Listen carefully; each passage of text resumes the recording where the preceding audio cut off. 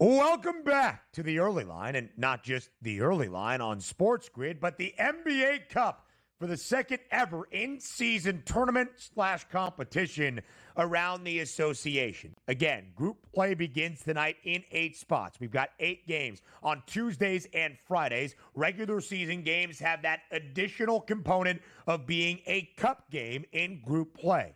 Groups are divided as such. 6 groups made up of 5 teams, 3 in the Western Conference, 3 in the Eastern Conference. And we've got some compelling storylines on this opening night of the second ever NBA in-season tournament. And part of the groups will face off tonight. That includes West Group C. Here are the 5 teams in that group: the Nuggets, the Pelicans, the Grizzlies, and then 2 teams that face off tonight, Joe Ranieri, in a very impactful game for a variety of reasons, not just a cup game.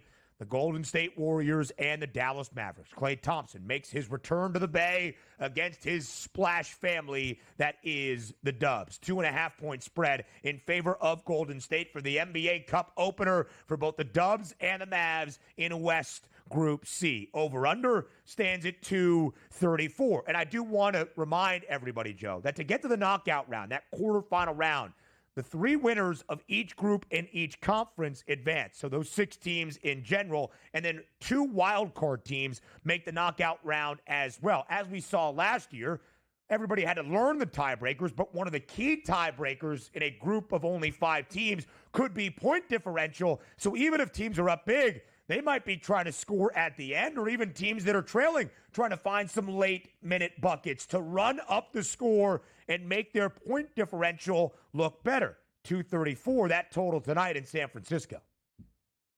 Yeah, and I mean, listen, it may be a good night to buy low on Klay Thompson, who has not exactly been shooting the rock very well. I think he hasn't scored more than 13 points in his last 7 games. He was 2 of 13 from 3-point range in the last 2. But something tells me Klay's got to be ready to roll here tonight in his return to Golden State. And don't forget, Luka has been slowed a little bit here, dealing with a groin injury. So I would say these guys probably going to give Klay an opportunity to do exactly what he needs to do in order to show up and show out. And nobody is going to be more familiar with that gym than he is. So this should be an interesting night for Klay Thompson. I would look maybe to go up and over his PRA here tonight. Yeah, you see those numbers right there. Klay Thompson in his return. Over in 5 straight for Golden State, by the way. Joe, this is going to count toward your regular season standings, of course. Only the NBA Cup championship in Las Vegas, as we have learned, is the only game that does not count toward your regular season record. So when you look at the regular season records around the NBA right now, there is a fascinating narrative starting to build. How strong the Western Conference might be and how weak the Eastern Conference currently looks. Only 2 teams out east are above 500. The only undefeated team in the NBA, Cleveland. The reigning NBA champs and the NBA Cup favorites, the Boston Celtics at 9-2. Everybody else, 500 or worse. The Mavericks currently, of course, if the season ended today, sounds crazy, 10 games into an 82-game regular season. But the Mavericks at an even 500, 5-5, would be on the outside of the play-in tournament looking in. Golden State off to a great start, 8-2, but only 3 of the 10 games at the Chase Center in San Francisco to begin, both 2-1 straight up and against the spread. Under in 2 of those 3 home games for Golden State. Again, group play begins in West Group C. The other groups in the Western Conference. Let's take you to Group A. In that group, the Clippers, the Kings, the Blazers, and then 2 teams squaring off, or a team in square, and the Rockets also included because I skipped over them. A team in the Rose City hosting the Minnesota Timberwolves tonight. It's Portland and Minnesota in NBA Cup action. West Group A. The Timberwolves, 9-point road favorite, taking on the Blazers. 219 and a hook is the total. Yeah, and boy, it wasn't a good showing the other night with Billups just ripping his team in Portland about how just absolutely embarrassing they are. And now you've got a Minnesota team here. And really, this whole cup thing, Ben, a lot of this all has to do, of course, with the group stages and what your group is. because some of these odds, even looking at the board where I've got a 2-8 Milwaukee team at better odds than what the Phoenix Suns are. Keep in mind, It's all based upon the group stage. So it really doesn't matter what these teams have done prior to this. It only matters what they do on these Tuesdays and Fridays. And Portland in an interesting spot with an opportunity to give Timberwolves all they can handle tonight. I'm kind of shocked it's only 8.5, and I thought it would be closer to double digits here. This is a spot I'd be willing to back Portland in a bounce back thing and give a little more effort here to Minnesota, who might just think they can cakewalk through this game.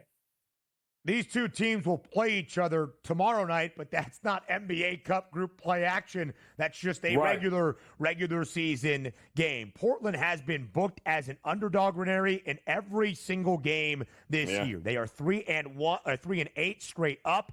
They are 5-6 against the number. Minnesota 6-4 this year. But they've actually gone over more often this year than you would expect as one of the best defensive teams a season ago in the NBA. Is that the absence of Karl Anthony Towns? Who knows? But over in 6 of 10 games this year. Maybe we see some points tonight in the Rose City at 218 being that total. The team that has the best record, by the way, in West Group A, it's not the Timberwolves or the Clippers or the Kings. It's the Houston Rockets off to a 7-4 start this season. Now let's get out to Salt Lake, where one of the worst teams in the NBA will host the Phoenix Suns, off to a great start this year, and yet the Suns not covering a ton of numbers at an 8-2 mark. But the Jazz are the worst team in the Western Conference right now, 2-7. Joe, both of these teams in West Group B, as I see it.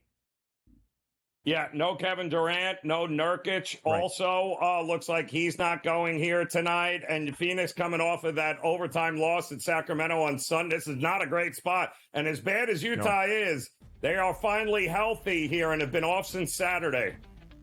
Oh, boy. Could be that underdog spot. KD was singing the praises of the IST last. Not even showing up for the Cup opener. More next. NBA Cup action continues on the opening night of the 2024 Emirates NBA Cup, formerly known as the in-season tournament, now an in-season competition. We talked about some teams out in the Western Conference. Now time to highlight the groups out in the Eastern Conference. East Group A, Nets, Hornets, Magic, the Sixers, and the Knicks. And what could bring Joel Embiid back to playing basketball? Of course, it's the 2024 NBA Cup. Joel Embiid makes his 2024-25 debut tonight at home for Philadelphia as a 2.5-point underdog hosting the New York Knicks. 212 and a hook is that total.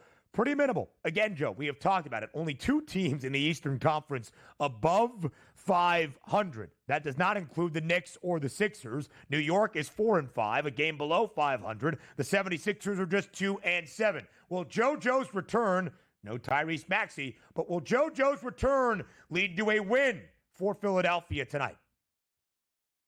I don't know, but it feels like that number 215.5 is a little light here too, as well, given the Knicks are averaging about 115 points a game this season.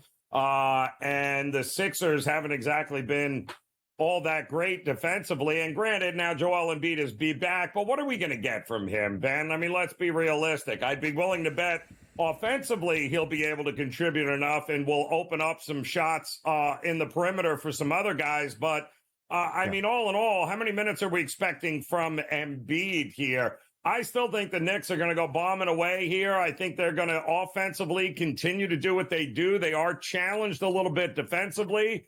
I think this can be a wild shootout here tonight. I think it lands in the 220s, not the teens here in this one. The total's too low. The Knicks over in 4 of their last 6 games. In fact, the Knickerbockers have been booked as the favorite every single game, all 8 since the season opener against the reigning champs inside TD Garden, that being the Celtics. They have split those 8 games, both straight up and against the spread. They have won 4. They have covered in those 4 wins. Of course, as a favorite, if you lose outright, you do not cover. The Philadelphia 76ers just 2-7. Both straight up and against the spread. Only 1 cover as an underdog in any of those 7 losses. Joel Embiid tonight to return His points prop, Joe, 24 and a half. It has not been a great start to this season for the Sixers. Might some NBA Cup action light a fire in this Philadelphia team. The reigning NBA champs, the NBA championship short favorites, the NBA Cup championship short favorites. That's the Boston Celtics. Tonight at home against the Atlanta Hawks. The Hawks are an abysmal cover team, like really, really bad at covering numbers. And the Celtics are a 15-point home favorite at 224 being the total. This is East Group C that also includes the Wizards, the Cavaliers, as Joe mentioned. The only undefeated team in the NBA is also with the NBA Cup favorites. That could be interesting, in the Bulls round out East Group C in the group of 5. Yeah, I mean, Atlanta games are pretty simple to bet. You never bet Atlanta, but you usually always bet the total in some way, shape, or form. And something like, the Celtics team total over is probably not a bad look here, Ben, given the fact that we know Atlanta ain't going to play any defense. We know this. So I would not, even the team total over and the game total over, not a bad look here instead of having to lay the 15. The Hawks over in 9 of 11 games. Atlanta is 4-7, and they are 3-8 against the spread. They've been favored in a lot of their wins, or at least in a lot of their games, and they just lose outright. That total might not be high enough tonight because the Celtics understand what is at stake. I believe it was Joe Mazzulla that understood the idea of the point differential and adding it up a year ago. So 15-point spread in favor of the C's. The Bucks will take on the Raptors. 7.5-point spread in favor of Milwaukee. No Damian Lillard, dealing with the effects of a concussion. Bad versus awful. Ooh, that's kind of tough to say. The Raptors are 2-9. The Bucks are 2-8.